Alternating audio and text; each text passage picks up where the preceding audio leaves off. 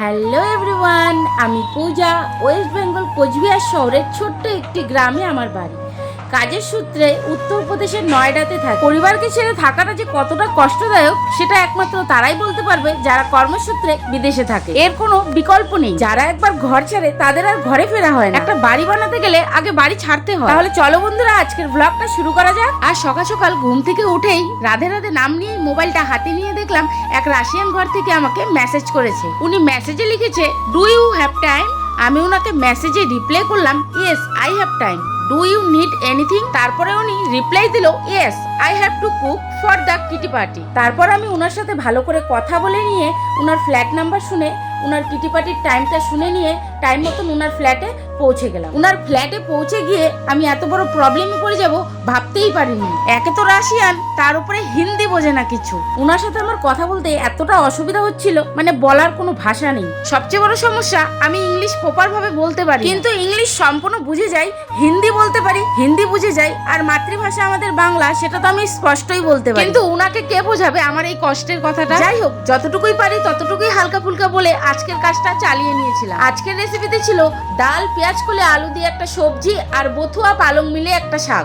সাথে ছিল রুটি আর পরোটা মিলে 25টা। আজকের রেসিপিগুলো পুরোটাই ভেজ ছিল, তাই বেশিটা সময় লাগেনি। আজকের কিটি পার্টির গেস্টের সংখ্যা ছিল 6 জন। তারপর আমি ঝটপট আমার কাজে লেগে গেলাম। দেরি না করে ফটাফট রান্নাটা বসিয়ে দিলাম।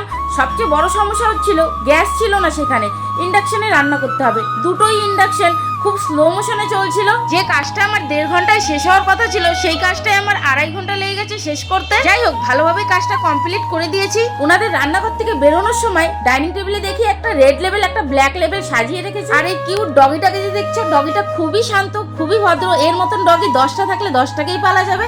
এত সুন্দর গদির মধ্যেও শুয়ে আরাম করছে, কাউকে ডিস্টার্ব করছে না। এই ডগিটার নাম ছিল ম্যারি। কিন্তু আমি ডগি খুবই ভয় পাই, তাই আমি সামনে যাওয়ার চেষ্টা করলাম না। দূর থেকে এই ম্যারির অল্প ভিডিও শুট করে নিলাম। আসার সময় দেখে এসেছিলাম এই ফ্ল্যাটের বড় লিফটটা নষ্ট হয়ে গেছে, ছোট লিফটটাই শুধু চলছিল। তাই আমি আসার সময় লিফটের সামনে টাইম নষ্ট না করে সিঁড়ি দিয়ে 9 তলার থেকে নিচে চলে আসলাম। সবচেয়ে বড় কথা, আমি লিফটে উঠতেই ভয় পাই, কারণ লিফট যেখানে সেখানে আটকে যায়। কখনো কারেন্ট চলে যায় বা কখনো লিফট নষ্ট হয়ে যায়, তখনই লিফট যে কোনো জায়গায় আটকে যায়। আমার লাইফে আমি একবারই লিফটে আটকে গেছিলাম। সেই দিনটা আমি খুবই ভয় পেয়েছিলাম, ভয়ে কান্না করে দিয়েছিলাম। লিফটটা ঠিক সেই 6 তলা আর 7 তলার মধ্যেখানে গিয়ে আটকে গেছিল। তো 6 তলার মধ্যে গার্ডকে নিচের দিকে যেতে অনেকটা সময় লেগে যাওয়ার জন্য অনেকটা দেরি হয়ে গেছে। আমার 5-7 মিনিটের মতন লিফটে আটকে পড়ে থাকতে হয়েছিল। যাই হোক, সেদিন ভগবান আমাকে বাঁচিয়ে দিয়েছিল। সোসাইটি থেকে বের হওয়ার সময় দেখলাম সফলাতে খুব সুন্দরভাবে শাকগুলোকে সাজিয়ে রেখেছে, সবজিগুলো খুব ভালো লাগছিল।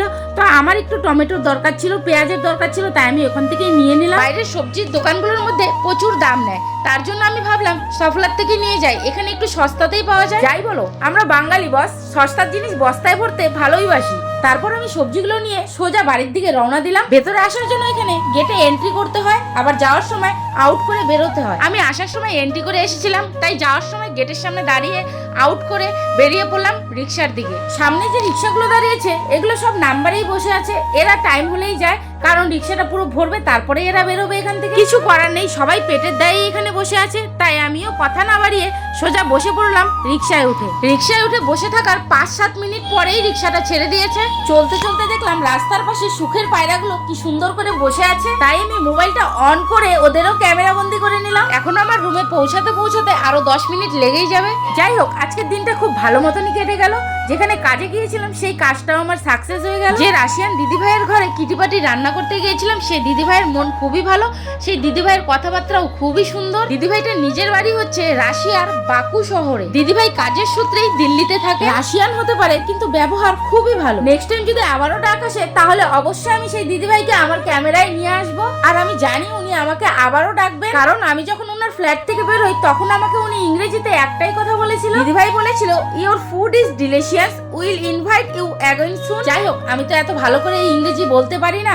উনি যতটা স্পিডে বলেছিল, ততটা স্পিডে হয়তো আমি বলতে পারিনি। উনি আমাকে আবারও ডাকবে, এতটুকু আশা রাখলাম। খুব তাড়াতাড়ি আমি রাশিয়ার দিদিভাইকে আমার ব্লগে নিয়ে আসবো। তোমাদের সাথে কথা বলতে বলতে আমি আমার রুমের সামনে চলেই আসলাম। আজকের মিনি ব্লগটা এখানেই শেষ করছি বন্ধুরা। তোমরা সবাই ভালো থেকো, সুস্থ থেকো। দেখা হচ্ছে নেক্সট ব্লগে। আজকের মতন বাই বাই।